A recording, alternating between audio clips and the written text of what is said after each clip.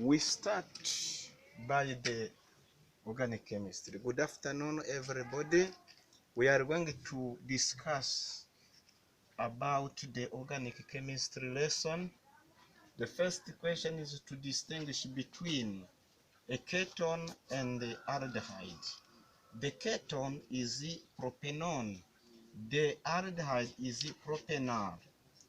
Write the equations of the chemical reactions. Give the reagent and observations. For the answer, if you want to distinguish between organic compounds, you select the reagent, first of all, the reagent which is positive for one, the reagent which is negative for another. In this case, we can select either a reagent which can give positive observation with this ketone but cannot give observable change for aldehyde. Or we can look for a reagent which can give observable change with aldehyde but no observable change with the ketone. The compounds which are giving observable change with the aldehyde are oxidizing agents. Among those oxidizing agents, there is tollens reagent, there is Benedict's reagent, Fehring's solution, and another test called chief test. For ketone, because this is a methyl ketone, iodoform test can be used. But in this case, we select the reagent which is positive for aldehyde, but which is negative for a ketone. We select the tollens reagent, the reagent of tollens. The tollens reagent is prepared from silver nitrate. First of all, this is the way of preparing tollens reagent. You take silver nitrate, which is a colorless solution, and here it is a colorless solution, and here we find a dark precipitate of silver. It is a dark precipitate, all black, gray-black precipitate. Here we have sodium nitrate and you have also water.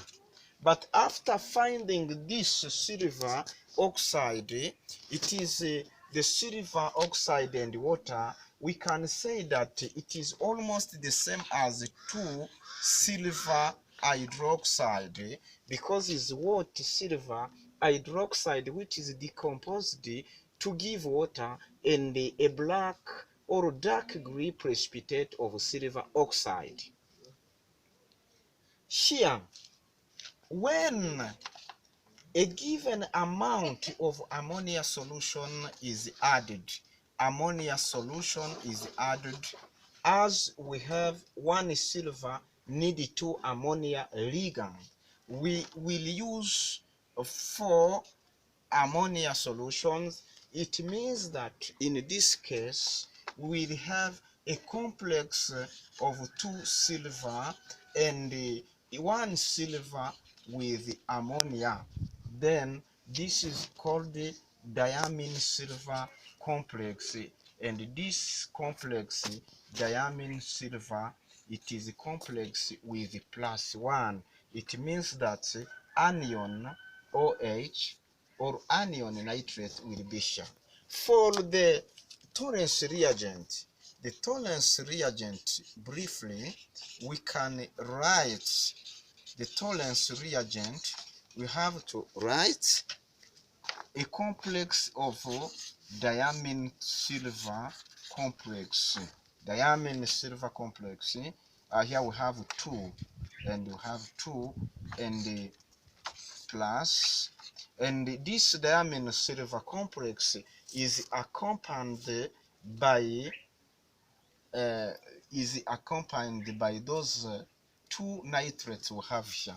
Nitrates here we have 3.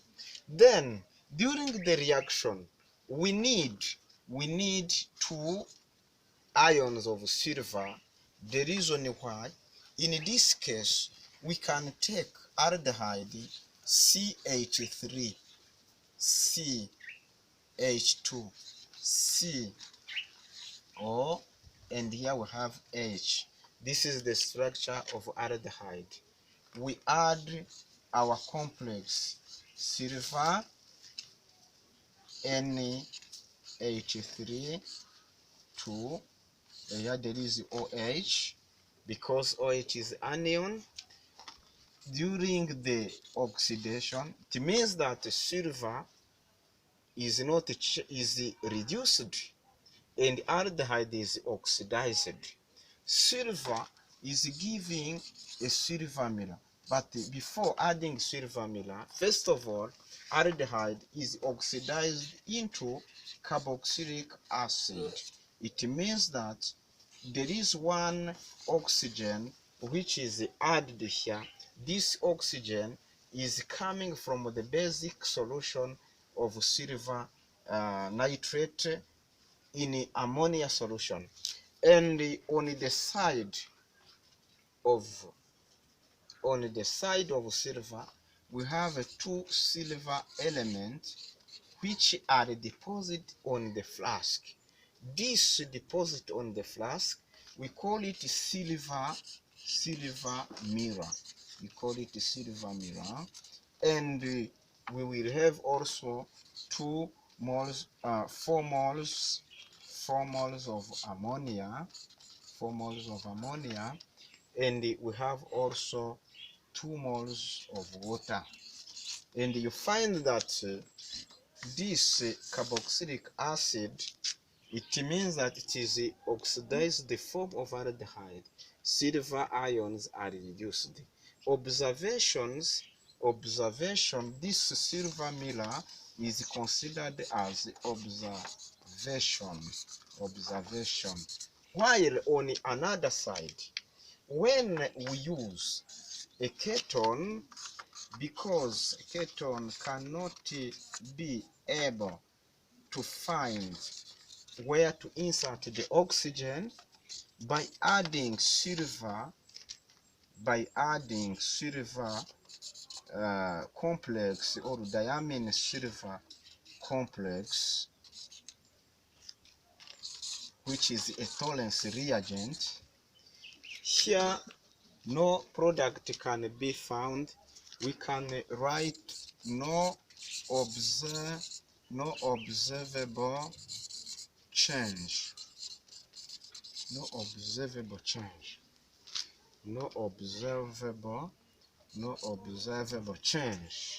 It means that when you have a test tube, and one test tube you put aldehyde, another you put the ketone, in both two test tubes you put tollens reagent. In one contained aldehyde, you shake and you heat. All persistent shaking, you will find a deposit. When you observe, you find your image because it behaves like a mirror, and this is called the silver mirror. But on the side of ketone, you can shake, but you cannot find any observation. For this reason, you can say that there is no observable change on the side of a ketone. There is no observable on the side of a ketone. It is not only the tollens reagent. There are other three reagents which can be used, or 4. If you use failing solution or Benedict solution, for failing solution, you will find on aldehyde, when you hit a blue solution of failing solution, you find a brick red precipitate. But on the side of ketone, no observable change. If we use Benedict solution also is a blue solution. If we use for aldehyde, it gives a brick red, is a kind of brown precipitate. But on the side of ketone, no observable change. You can use also dichromate test with a keton. Potassium dichromate cannot be able to oxidize a ketone, but on the side of aldehyde, potassium dichromate can oxidize aldehyde into carboxylic acid, but the orange color of potassium dichromate is turning to green due to the ion of chromium 3 plus oxidation state. There is another indicator called rosanilin hydrochloride. The test using rosanilin is called the chief test or chief Fuchsin. It means that it uses rosanilin hydrochloride, which is pink, but when it's going to be used, first of all, there is bubble sulfur dioxide. Because sulfur dioxide is a bleaching agent, it can decolorize rosanilin hydrochloride. The pink color disappears.